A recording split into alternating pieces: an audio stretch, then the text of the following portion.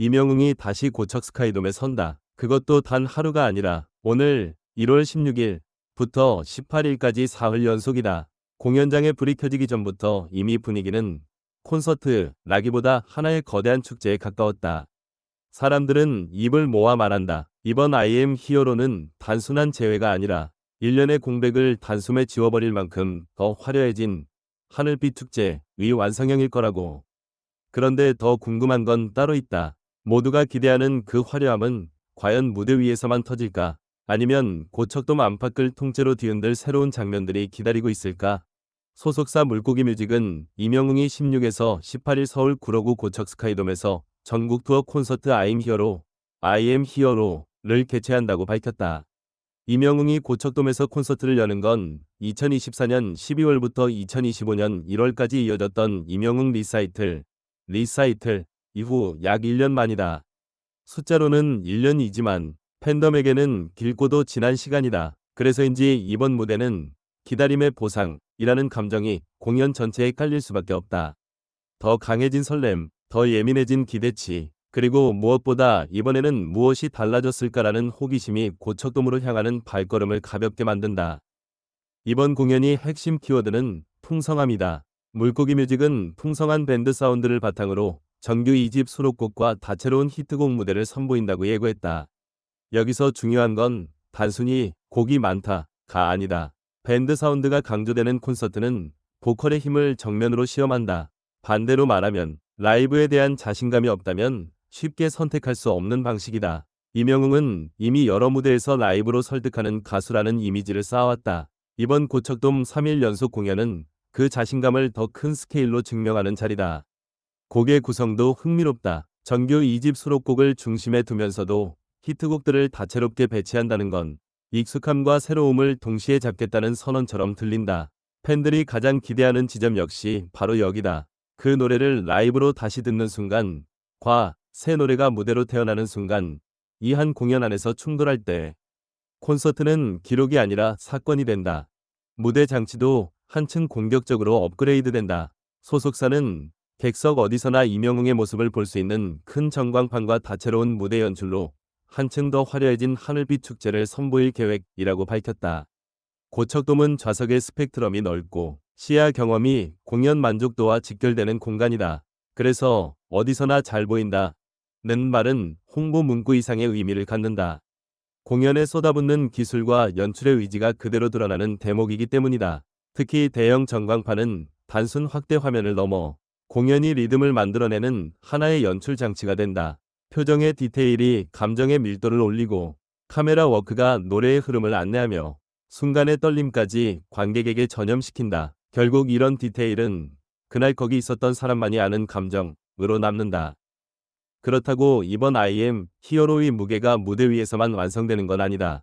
공연장에는 I am 히어로 우체국, 기념 스탬프, I am 히어로 영원 사진사, 포토존 등이 마련된다. 이 구성은 요즘 콘서트 트렌드인 체험형 공간을 정확히 겨냥한다.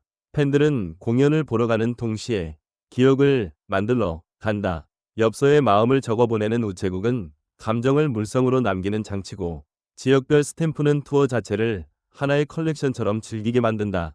영원 사진사는 팬덤의 순간을 기록한다는 점에서 상징적이다. 가수를 찍는 것이 아니라 팬덤을 찍는 카메라가 있다는 것, 그 자체가 우리의 시간이 공연이 일부라는 메시지다. 이런 구성은 공연 전후의 시간을 길게 늘려 고척돔을 하루짜리 이벤트가 아니라 하루 종일 머물고 싶은 축제로 바꾼다. 개인적으로 이 지점이 임영웅 콘서트의 강점이라고 본다. 임영웅의 무대는 늘 노래의 완성도에 기반을 두지만 그 위에 팬덤 경험을 섬세하게 얻는다. 많은 아티스트가 팬을 위한 이벤트를 말하지만 실제로는 포토존 하나와 굿즈 부스 정도로 끝나는 경우가 많다. 반면 I am 히어로는 팬덤을 단순한 관객이 아니라 함께 축제를 만드는 주인공으로 설정한다. 이것은 콘서트의 정서를 바꾸는 전략이다. 관객이 수동적으로 보는 자리에서 팬이 능동적으로 참여하는 자리로 이동할 때 공연은 더 오래 기억되고 더 강하게 확산된다.